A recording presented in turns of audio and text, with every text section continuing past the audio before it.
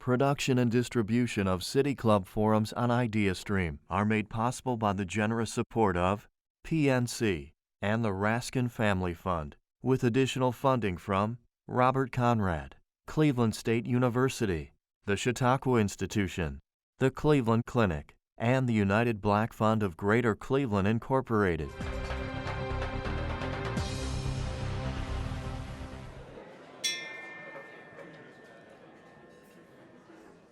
Good afternoon and welcome to the City Club of Cleveland. I'm Joe DeRocco, Northeast Ohio Regional President for Fifth Third Bank and a proud City Club member. I'm honored to introduce today's speaker, the co-owner of the Cleveland Browns and the Columbus Crew, Dee Haslam.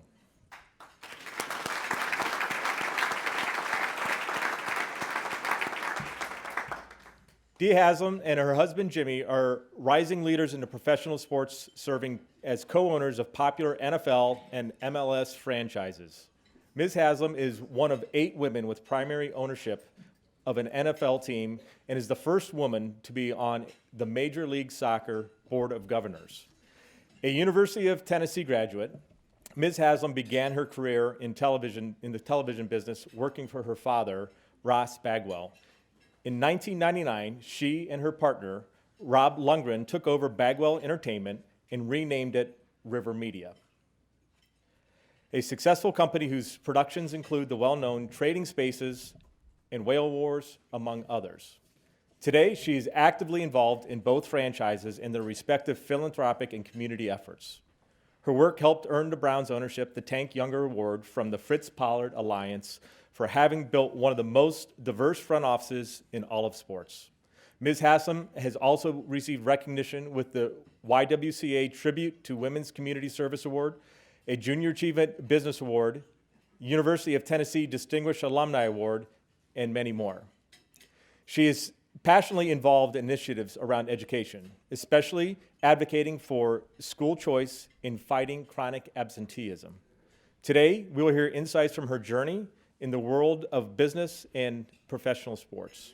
Ms. Haslam will be in a conversation with City Club CEO Dan Moulthrop. Mr. Moulthrop was appointed CEO of the City Club in 2013 after many years as a member, volunteer, and a frequent moderator. A Cleveland transplant, he is also an award-winning journalist, a former high school teacher, and a graduate of UC Berkeley's Graduate School of Journalism. Esteemed guests, members and friends of the City Club of Cleveland, please join me in welcoming to the stage Ms. Dee Haslam and Mr. Dan Moulthrop.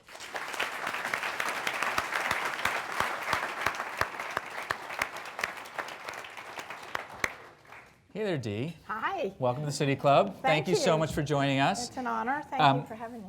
We're delighted to have you. Can we just pause for a moment and recognize what a fun game that was to watch last night?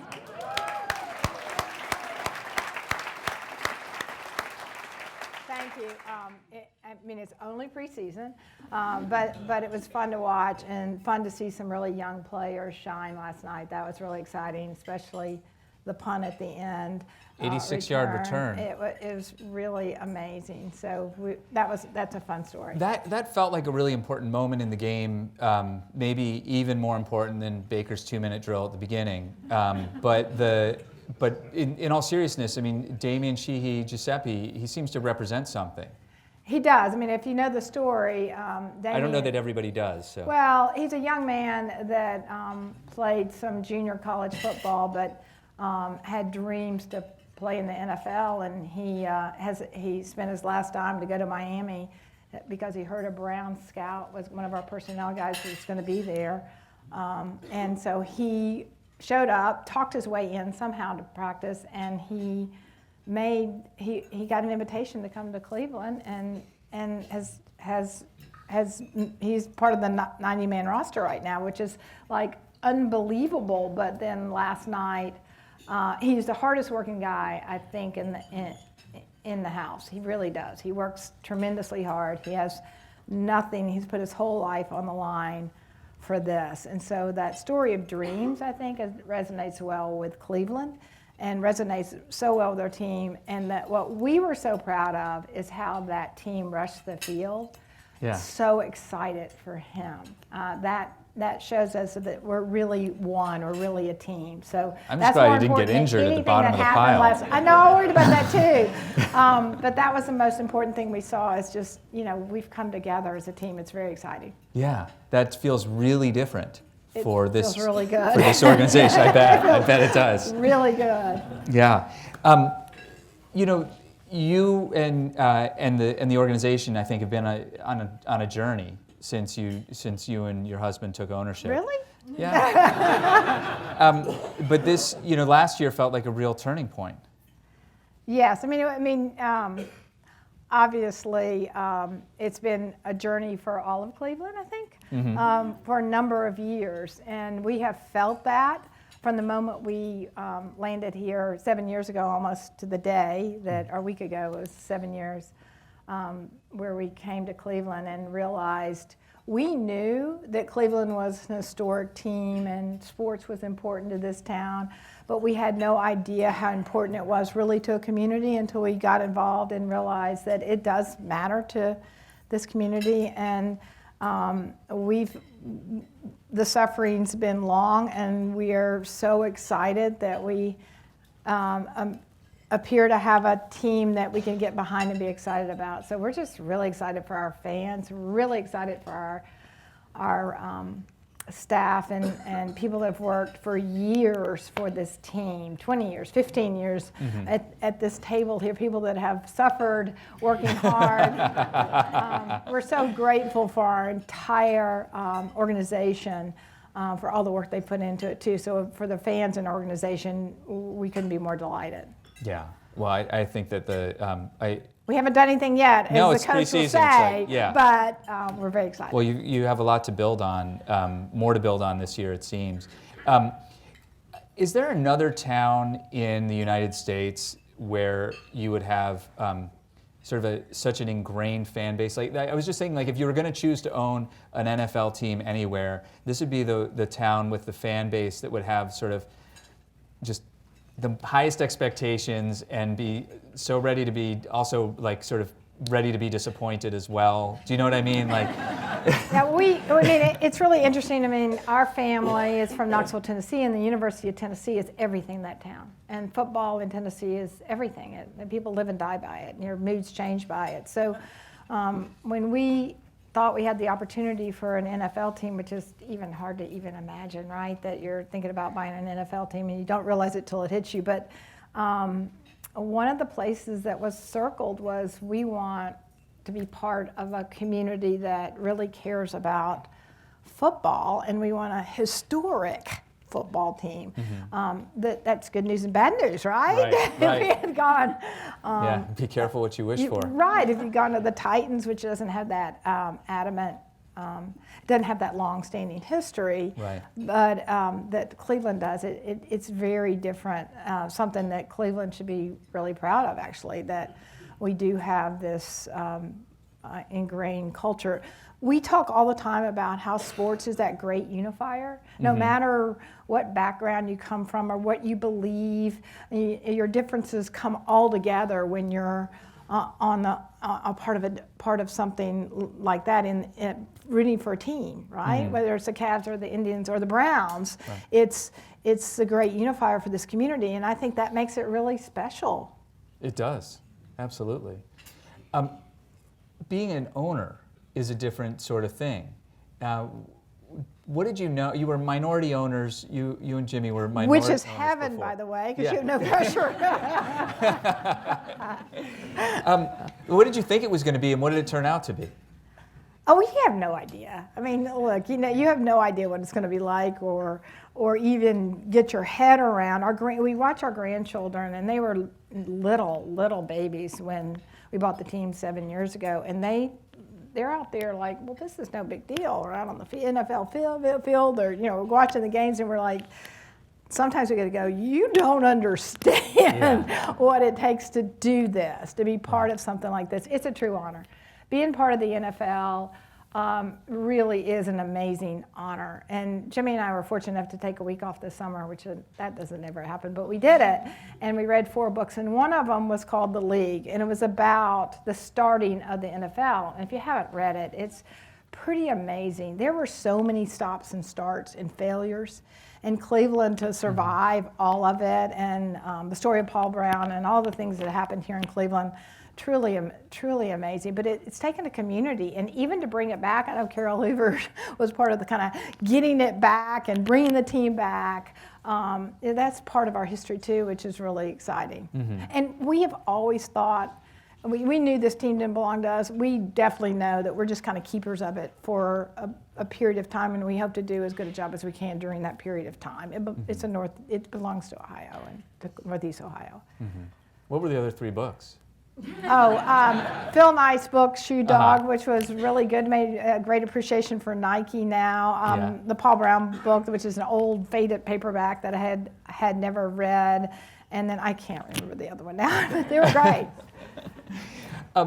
The NFL ownership, the whole group of NFL owners have had to deal with some real big challenges in recent years. The Colin Kaepernick kind of catalyzed a broader conversation about racial justice and systemic racism and social justice. And at the same time as the NFL has had to deal with player safety concerns. And I wanted to give you a chance to kind of tell us how you see these 2 big issues and what you think about for how the Browns are distinguishing themselves now and in the future around these issues. Yeah, well, let's start with social justice. I mean, it was, to us, it was something we hadn't put a lot of thought into. And so when it came up, shame on us for not sitting down with our players way before that. And when it first came up, we should have sat down that day and say, okay, explain to us, what are we missing here? What's going on? What are the issues? And once we did that is when we realized we can do a lot. The NFL has a platform that's truly amazing. So through work in social justice, I mean, we got involved here, talked to our players, spent time with our players, exposed them to a day-long day in the prison system, which is great information for them to learn, and then got involved with Edwin's and the Lutheran Metropolitan Ministry and Towards Employment, and those are just great organizations. I mean, there's so much that can be done, and then politically in policy being involved in social justice. So for us, it's a great opportunity, and even though it was a really hard thing to work through, I think we've landed in a good place and very important place for this community and certainly for our country. Those 3 organizations you mentioned do really important work with the reentry community and returning citizens and helping to reintegrate them into the workforce and back into their communities. How did you go from these huge conversations about whether or not it's okay to take a knee during the national anthem to concrete work here in the community that you just described? Sitting down with the players and sitting down in the community, working with the police chief. I mean, really starting to understand how this community works. I think it's great work, and those organizations are amazing organizations, and I think we can do a lot of great work in the future with reform. And I think it's important work for us to do. It's meaningful to our players, but I think it's meaningful to this community. As you bring on new talent, and is that something that excites the new players? Yes. Or engages the new players? It's one of those things, sort of like there's football and then there's the community. We have a very young team. Yeah. So a very, very young team. And so with that comes just the maturity of what they take on for themselves and their cause and their beliefs. And they all come from different backgrounds and believe different things and are interested in different things. So, but we spend a lot of time talking about it and educating them. They know our platforms are chronic absenteeism, youth football, and social justice. They know that. And whether they choose to be involved in those specific issues or they have their own, which some of them do, we work with them on that too. Chronic absenteeism. Talk about that. Okay, so when I don't know if some of you heard the story. We talked about it the other day, but we spent some time when we came. We've always been involved in education. So the first place we went, Renee Harvey and I went and met with Eric Gordon, the school district, to see how can we help kids in Cleveland. What can we do? And he said, well, we have a huge problem. 35% of our kids in Cleveland are chronically absentee. That means they miss 10 or more days. If you miss 10 or more days, you're more than likely going to get behind, and there's a good chance you won't graduate. So that's a big deal. He said, you could just start with messaging, help us with messaging. So we said, sure, and went back to our players and our coaches, and they said they'd be willing to help get the word out. And then we went back and said, okay, we got the messaging done. What's causing these kids not to go to school? So then attacking the barrier. So we partnered up with Shoes and Clothes for Kids and now provide uniforms, which you would not think that was a big deal, but it's a huge deal. Some families just struggled with getting the uniforms and keeping them clean. It was a big deal to them. And then we've been working on transportation, because that's another huge obstacle to kids getting to school. And since we started work, and it's the great work of the school of Eric Gordon and his team, but since we started work with the partnership, 4,100 more kids are attending school on a regular basis, which is a pretty big deal, which is a drop from 35% to 31%, which isn't where we need to be. In Ohio, there's 260,000 kids that are chronically absent, and their measurement in the state of Ohio is 18 days. So if you miss 18 days, how far behind are you? We have a stronger ratio here. Lower. We try to keep it lower. Erica's really smart to do that. But it's a huge problem, and so we've taken now the program statewide, working with ODE and Improving Ground out of Boston. So we're making strides. We have a lot of work to do. We look for partners, engage kids, go to school. So we put in athletic fields because that fits us well, but we need people involved in the arts and the music to keep kids engaged so they show up and go to school. Even though, I mean, there are other barriers, right? It's not just a lack of engagement. Every district has they have different barriers, right? Right. So you mentioned transportation as being a barrier, and you're trying to help out with that. What exactly can you do as the Browns Foundation? So what we did is that I know a few people at the University of Tennessee, and so the logistics department is one of the best in the country, if not arguably one of the best in the world. They have a tremendous logistics department. They came up and did a study on the logistics system, and what you find out is that you devise a route for the kids, but our population moves so much that there may not be any, but they're not at that stop. So the energy it takes, it needs to be in real time where these kids are. So we provided the technology will be in place, so you know your kid, how many kids got on that spot, where that child is, and then they actually made it to school. If they don't, they're called immediately. The parents are called immediately. It's safety, it's knowledge on where these kids are. It's actually a perfect system. We don't know how much it's going to move the dial, but it is a barrier that we're working on. Mm-hmm. There's a school in Newark, New Jersey, where they had an empty classroom. They filled it with washers and dryers for the families. We've talked about that too. Yeah, because sometimes it's just they don't have clean clothes, and they know that their clothes are dirty and smell bad, and so they don't want to go to school.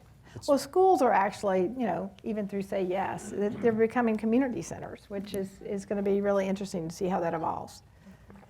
It was only recently, a couple of years ago, you stepped away completely from River Media. Well, I did and I didn't. You did and you didn't. Okay. I did and I didn't. Hold on. So how much did you step away? When the more and more we got involved in Cleveland and the Browns and then took on the crew, I realized that, and then 5 grandchildren and parents, you don't have a lot of time, so you have to pick and choose. I have a great female partner now in Tennessee that runs that company, and she's outstanding. So I'm an executive producer, and I still work on, I don't do day-to-day operations or work on program. I'm not in the field, which I really miss. Yeah. But as far as development and just the overall running of the company, I'm involved to a degree. I spend about 3 or 4 hours a week on it, not a lot. You started in the media business when you were 17 years old, answering phones for your dad's company. And there must have been several points along the way where you asked yourself, is this really what I want to keep doing? Or maybe there weren't. Maybe it was always like I never wanted to do that, right? I mean,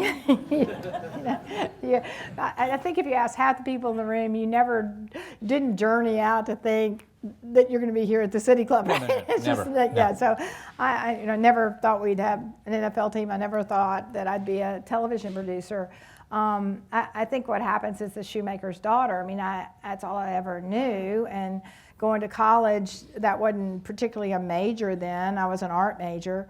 And I really just wanted to be an artist. And so I haven't gotten to do that yet. But I'm going to. My next career, I'm going to do that. But I think it's just you grow up around the table and then you get a job and you make money and then you just keep trying to make it. To keep that job. So Sure. I think that's how it happened. I ended up loving it. It's very creative. And most of all, I love the relationships I developed within the industry. That I have long-standing these relationships from people from different networks, from all over the place, and within the company. And those are the things I treasure about it. Not so much what we produce, because it was kind of light entertainment, but it was fun. There's some odd programs you produce. Yeah, there's a few. Most of them I'm pretty proud of. A few. Again, you have to get that paycheck in. You do. It's got. Yeah. You said you missed the day-to-day. What was the day-to-day operations, the day-to-day production stuff that you loved the most? Oh, I mean, it's all about relationships. I mean, Yeah. you just miss, when I made the decision, okay, I'm going to step away and not go be there, the saddest thing was stepping away from all those people. Mm-hmm.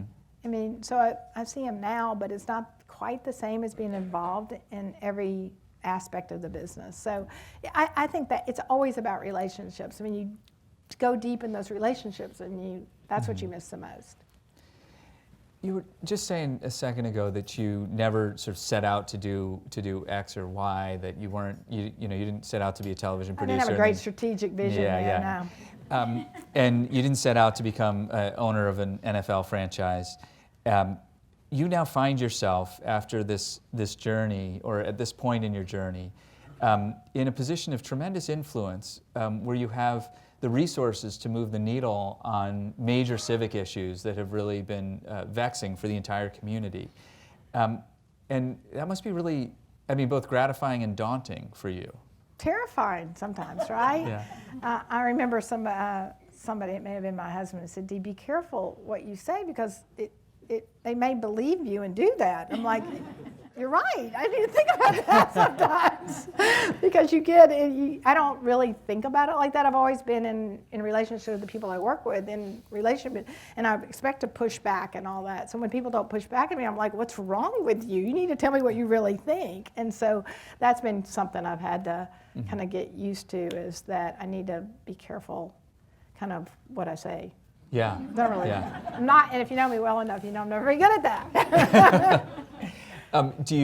Are there other issues where you've talked about absenteeism and the reentry community and social justice? Social justice is a really big set of issues right there. But are there other areas where you see in our community here in Cleveland or across the nation where you think, oh God, we just got this all wrong. We need to start doing something different? Well, I think that, sports have that tremendous ability to impact people. So I think that social justice, obviously for the NFL, is really important. I think you mentioned health and safety.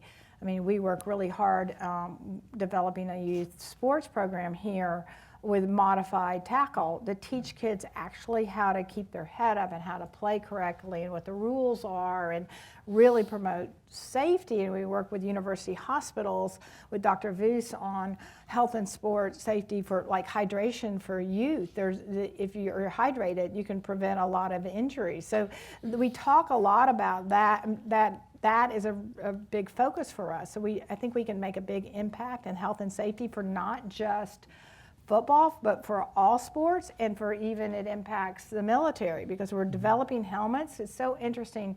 You'd think there would be a lot of advancement in helmets at one time, but until the NFL turned around and looked at kind of all the helmet manufacturers, there was really no research done on kind of how it's fitted and what it's done. And now the NFL is involved, and there's been multi-millions of dollars, hundreds of millions of dollars now, put into the technology of the helmets, which will impact everything, all kinds of sports and military and motorcycle riding even. It's going to impact everything, the development of these helmets.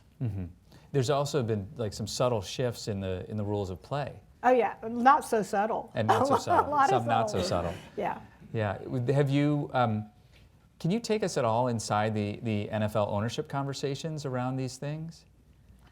Sure. I mean, we work really well as a group. I mean, we don't always agree on everything, but we always look at the integrity of the game is so important, and then health and safety is so important. So that comes over everything we do. I mean, we really, as a group, understand that the future of the game is dependent upon health and safety. The future of the game is dependent on integrity. When you're talking about sports betting, integrity becomes really high on the list of what the NFL stands for. So I think all the owners are in agreement on the big issues. There's always going to be little issues, but we have great conversations. We have really interesting conversations. I mean, they stand up. I mean, some of the owners are very vocal. You can imagine who they are, but and they stand up and have an opinion, and it's kind of like what the City Club stands for. It's that civil discourse that we are able to have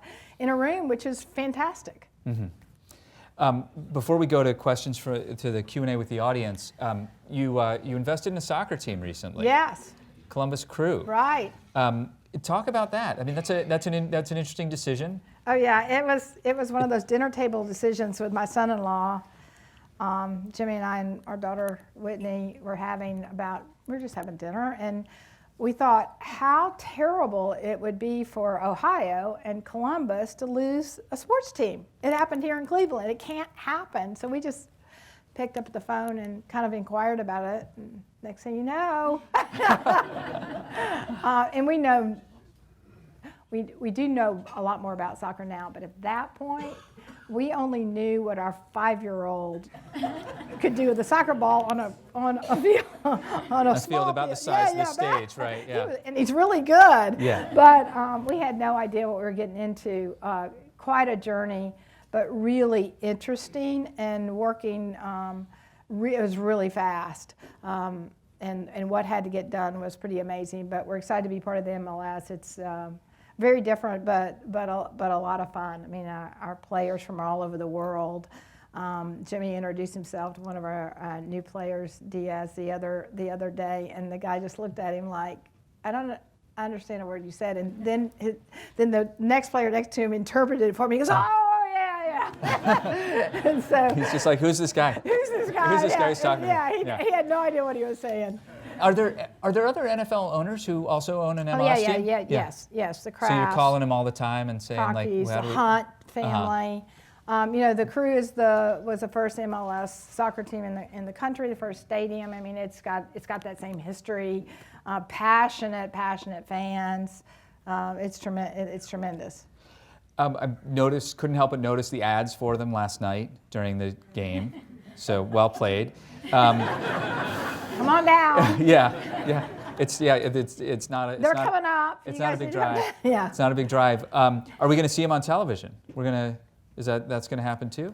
Well, hopefully that would be a big important part of this next. This whole. Yes. Yes. We're playing better and we'll get more exposure. We're excited about it. It's soccer there's been a dream that Major League Soccer would one day be like as important as baseball, basketball, or football. That's been a thing, like a sort of a drive or a dream for a long time. What does it need? Because there are so many children who play the game. It's a baby. I mean, it's still in its infancy. I mean, NFL's 100 years old. I mean, we gotta, and when you're looking back at the NFL history, 75 years ago, it was ugly.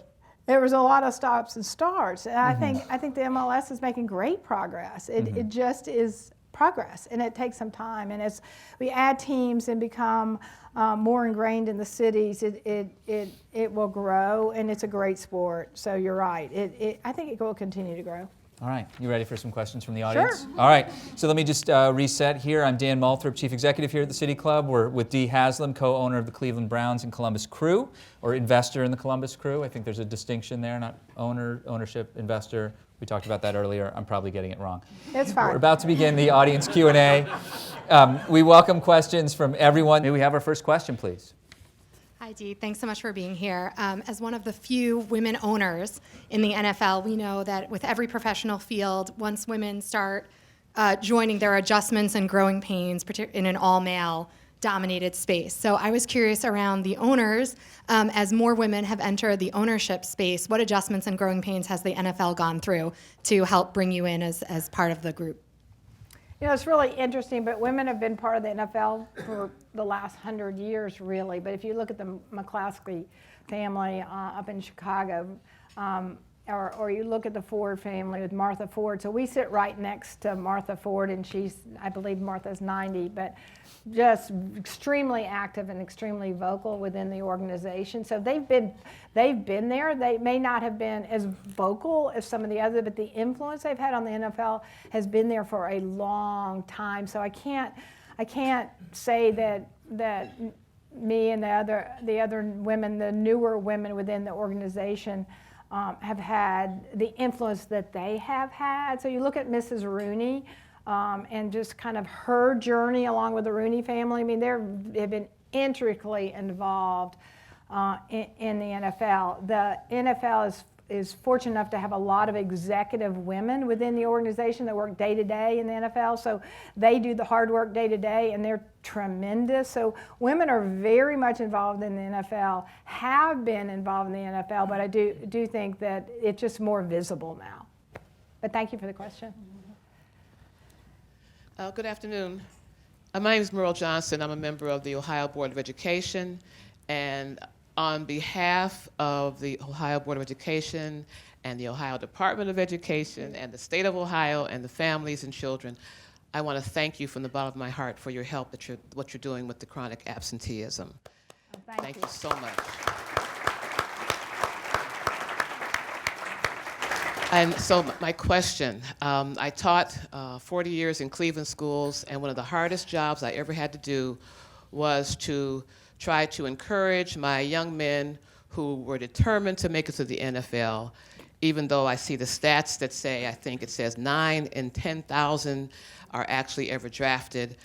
So if you were sitting in front of a group of young guys, how would you convince them to continue pursuing their dream, but at the same time not crushing their dream about will you really ever get there?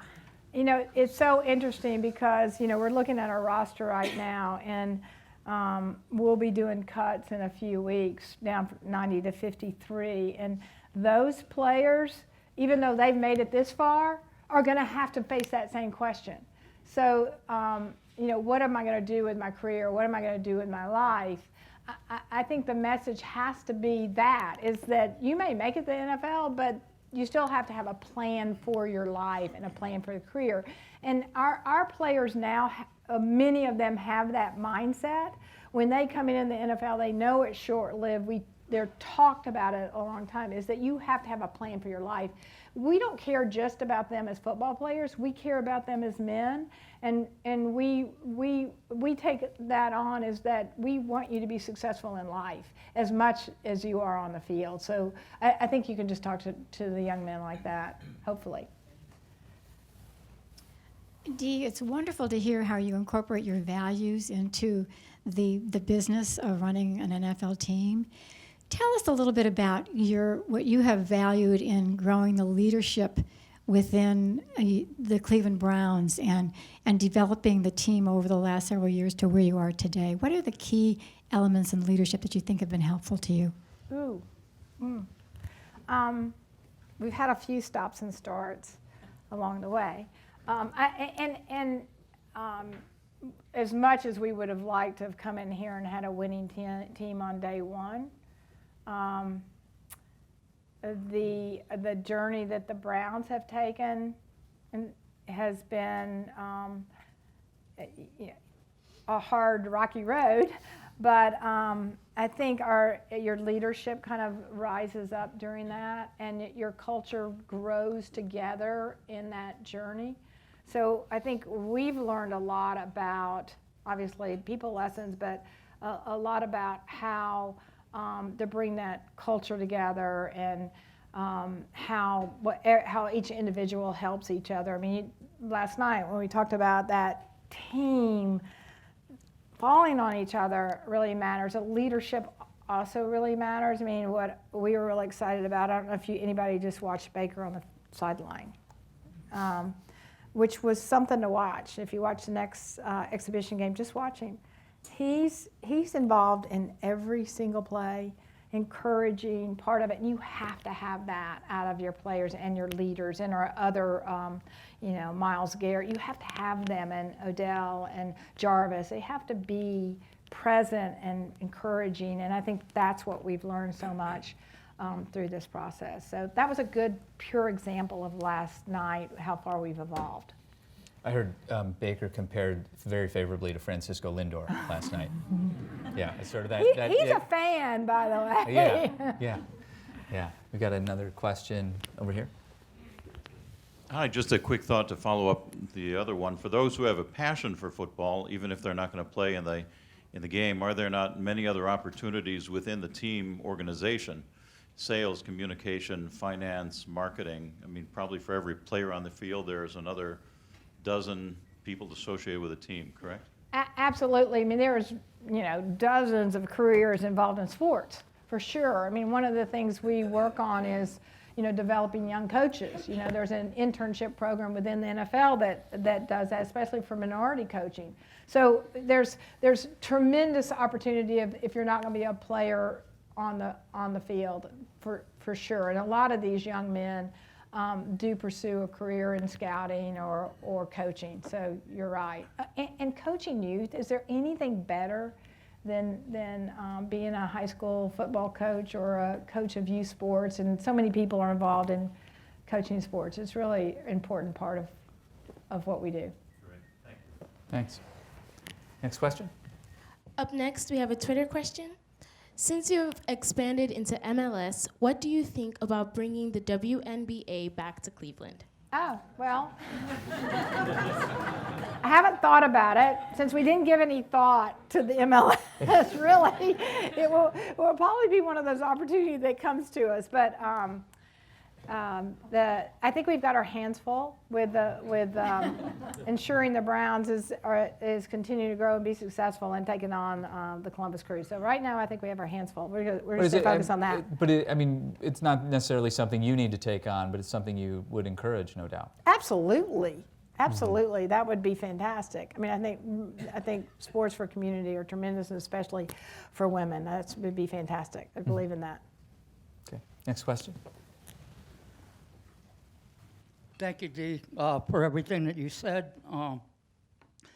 Those NFL owners' conversations, do any of them center around the fact that NFL players are at high risk for Alzheimer's because of traumatic brain injuries, and what do they plan to do about it? We can help. Well, thank you for that question. We have actually spent, millions of dollars, hundreds of millions of dollars for research and science.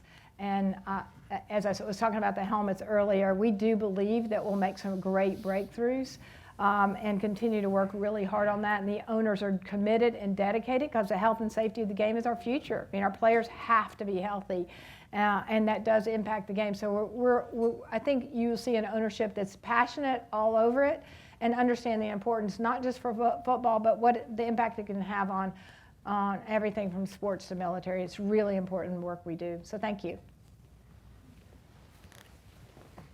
Ms. Haslam, I'm Marcella Brown with Lutheran Metropolitan Ministry, and I Thank just wanted you. to thank you for your support of our organization. My question is around social justice and the organization's commitment to social justice. Wanted to know if the Browns organization would ever consider banning the box on applicants that apply for employment with the organization, and also what are some of the ways that the players have expressed they would like to be involved in social justice? Yeah, I mean, our players, obviously, when we sit down, our players, they're the ones that said, we care about this. We're not exactly sure what to do. Like, they're young men who have a career playing football, but they said, we want to be involved. So your support, your organization's support has been tremendous in what you do in this community is fantastic. Public policy, there is so much that can happen in public policy, and we are part of that dialogue and want to be more a part of that dialogue. Can I see us being involved there, doing that? I can see that in the future that we'll continue to look at things like you're talking about there with checking the box, or many other issues. I think we need to look at and take on. I think there's so much we can do in reform. So you're right on there. We just have to keep working on it. So thank you. Were there specific things about that players brought up that they wanted the team to get You behind? know, what we took on is yes, they had some specific things. A lot of them had a relationship or somebody, and they worked in their community on certain issues. So it becomes community. They live in they go back home to their communities, and they get involved there too. So each of them have a little bit different issue or things they care about. But we've been trying to educate them on public policy of how much can be done through the political process. So they're learning a lot, and we are too as we go through it. In that moment, the couple of years ago when Colin Kaepernick was making headlines and it became this very divisive issue inside the NFL, it didn't seem to divide your team, the Browns, at all. You all seem to handle it much better than a lot of other teams, and I wonder if there are any stories you want to share from that moment. Well, I think I did share that story, is that as soon as we, shame on us, realized that, wait a minute, we don't just sit down and talk to our players when an issue comes up. Let's sit down, because they have a point of view, and let's find out what it is. They know a lot more than we do about certain issues, and so to be able to sit down with them, I think we didn't do it as quickly as we should have, but we did it quicker than a lot of organizations, and I think it was a process. And so we were lucky to have leadership on the team also as well that went all in. So it was definitely a process and a learning process for us, but I think talking and communication is really critical. Was that the beginning? Do you think that's connected to the culture shift that you've experienced over these last few years? I think the pile on last night? I think we've grown a lot as individuals, and I think our team has grown a lot. And the leadership within our team right now, these are really fine young men. We're really proud of the work they're doing, both on and off the field. Okay, let's take another question. In the NBA, there's been some discussion, mostly I believe from the players, about the term owners. I'm just kind of curious of what your perspective is because of that negative connotation, and is that a topic that comes up with the players? Is there discussion from the NFL owners, and what's your perspective on that? Well, I mean, the topic comes up within the Players Association for sure. I mean, and the NFL works with the Players Association, I think, really well to work on a myriad of issues but I mean, it's a partnership between the Players Association and the NFL. It's definitely a partnership. You work with the players. It's really important to work well with the Players Association, and then for them to work well with us. And we look at we look at that within our organization too. It's definitely a partnership with our players, and that's the reason we got so involved in social justice. That's the reason we sit down quicker with our players, because we are in a partnership. So, for us, it's really important that they feel this connection to Cleveland, and we talk about that and get them involved in Cleveland. That's really important to us too. And I think you'll see our players out and about a lot because we do want that partnership. They know how committed we are to Cleveland. We want our players to feel that same commitment. So thank you.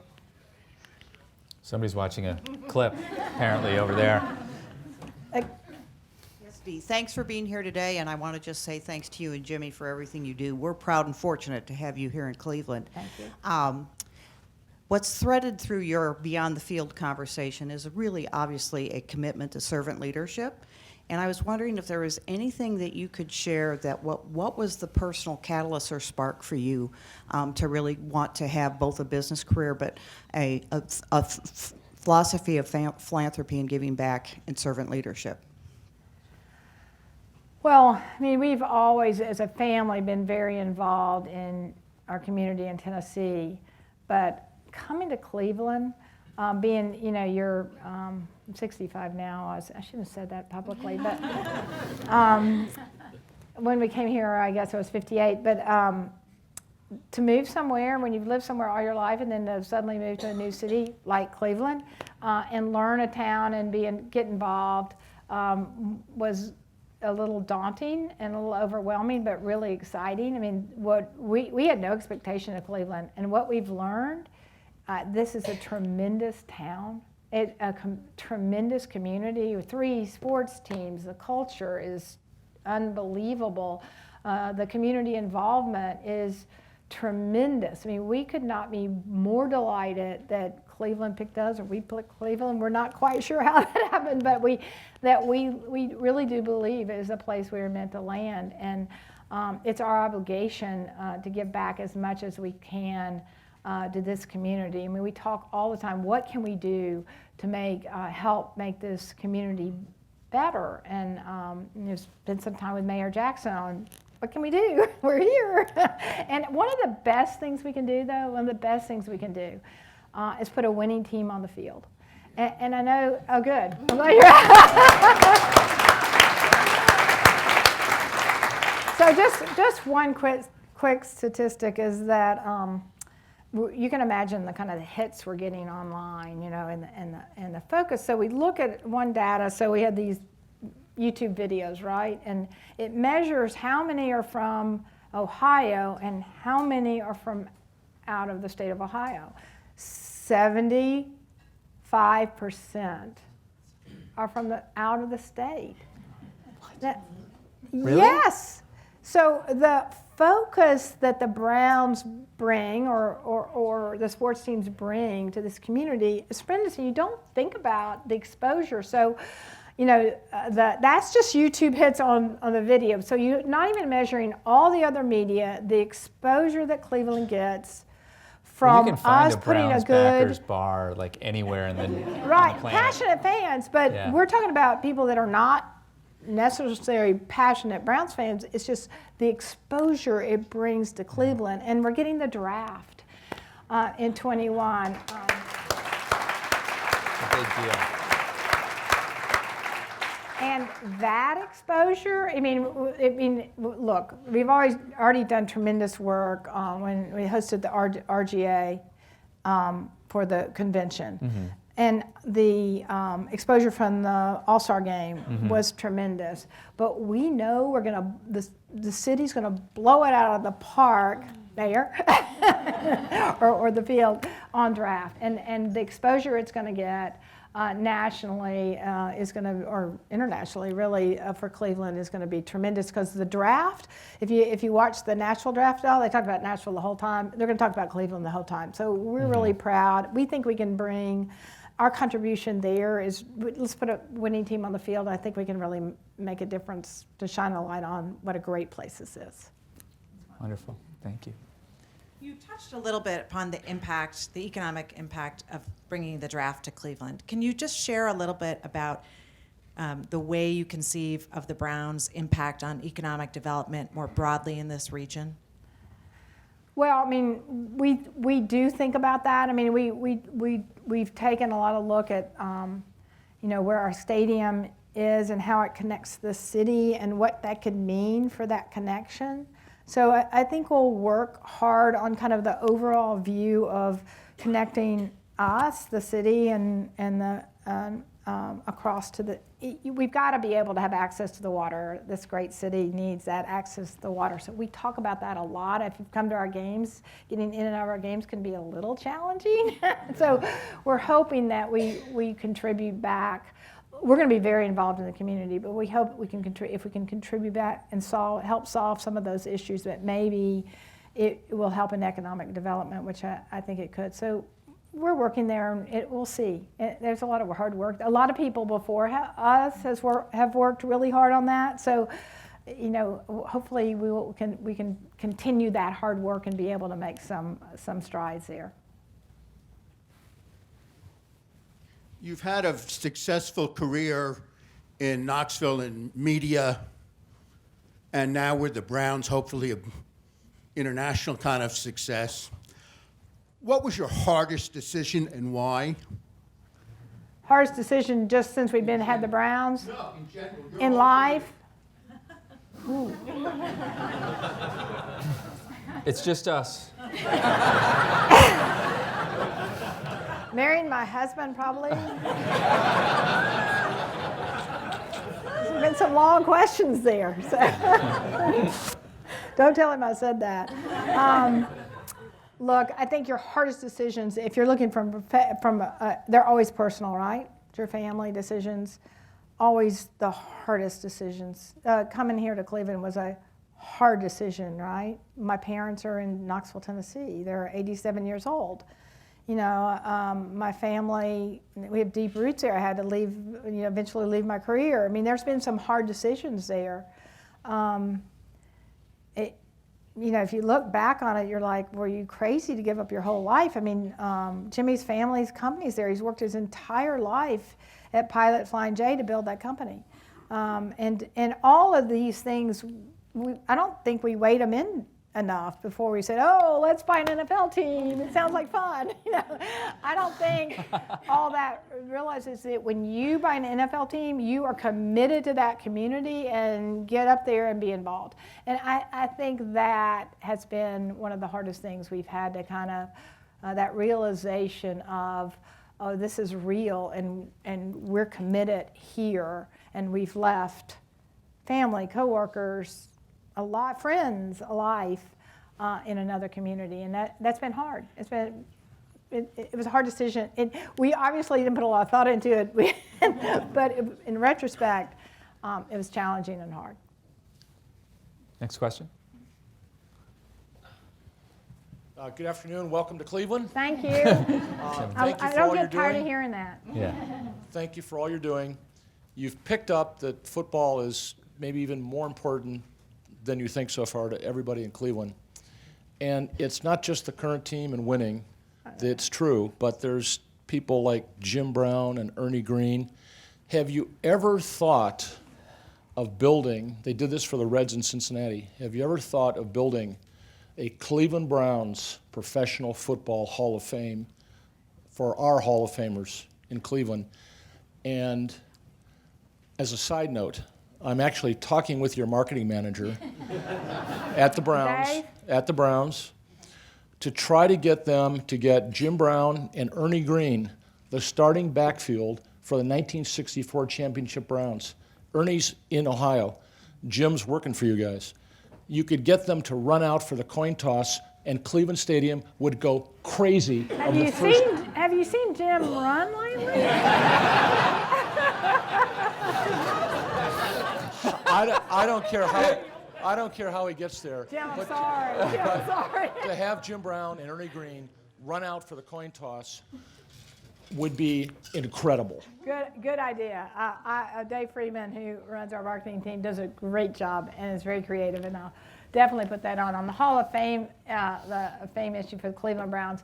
We're putting in the statues, which hopefully that is some honor to them. But we agree with you. It's just space and remodeling and time. But that is something we definitely, connection to the city. It's things that we need to put in our plans. It's a really good idea, and we have talked about it and thought about it. It's just a matter of space, when, where, how. But a good idea. So thank you. Hi, good afternoon. During the summer, the Browns signed Kareem Hunt, and yes. Obviously a little controversial. I was just curious what involvement ownership had in the decision, and what involvement ownership has in other types of football decisions. Okay, so on that decision, very involved, right? Serious issues.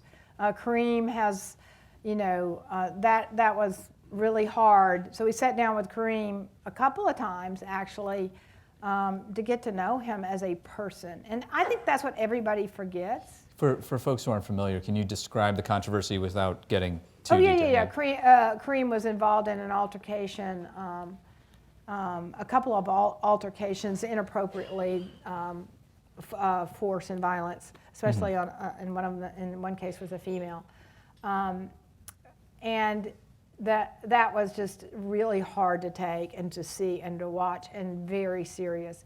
And so with Kareem, we sat down and said, if you're going to be a football player, your life has to change, or you're never going to be there. And John Dorsey knew him from all along the way, he's known Kareem. Kareem's from this area, has had a really challenging background, and so in the process of speaking with him, just as a young man, can we give this guy a chance to make it if he can turn his life around? It's entirely up to him, entirely. So counseling, hard work. If he could do it, that would be a great story and good for people to see that you can change and you can be different. So we're working really hard with Kareem. It's actually up to him. He's working really hard. We'll see. It's up to him. So yeah, we're involved on something like that. Absolutely. We're going to weigh in on that. We're involved. We're not, John Dorsey and his team have done a great job picking the players. We know about it. We're not picking players. So if that's what you're asking, but we're definitely involved on issues like that. So thank you. But your ultimate decision there really seems to be values driven, in terms of similar to what Sally was saying earlier about, and your work with Lutheran Metropolitan Ministries and others around the reentry, this belief in second chances or that people can improve. Well, I mean, we all have issues. Yeah. I do too, and we definitely believe that there's value in each other and in human beings, and that these are young men, and if they can change their lives, we want to be able to give them that second chance. So yes, we do. Well, Dee Haslam, I think I speak for a lot of people when I say that I'm glad you didn't give it a ton of thought, because with that tough decision you mentioned earlier, because you might not have come to Cleveland. And we're really glad that you're here in Cleveland. We're really glad to be here. Thanks for having me. Really appreciate it. Today at the City Club, we've been enjoying a forum, a conversation with Dee Haslam, co-owner of the Cleveland Browns and the Columbus Crew. Thank you, members and friends of the City Club. And Sally, will you please ring the gong, because our forum is adjourned. For information, I really appreciate it. or for podcasts of the City Club, go to cityclub.org. Production and distribution of City Club forums on IdeaStream are made possible by the generous support of PNC and the Raskin Family Fund, with additional funding from Robert Conrad, Cleveland State University, the Chautauqua Institution, the Cleveland Clinic, and the United Black Fund of Greater Cleveland Incorporated.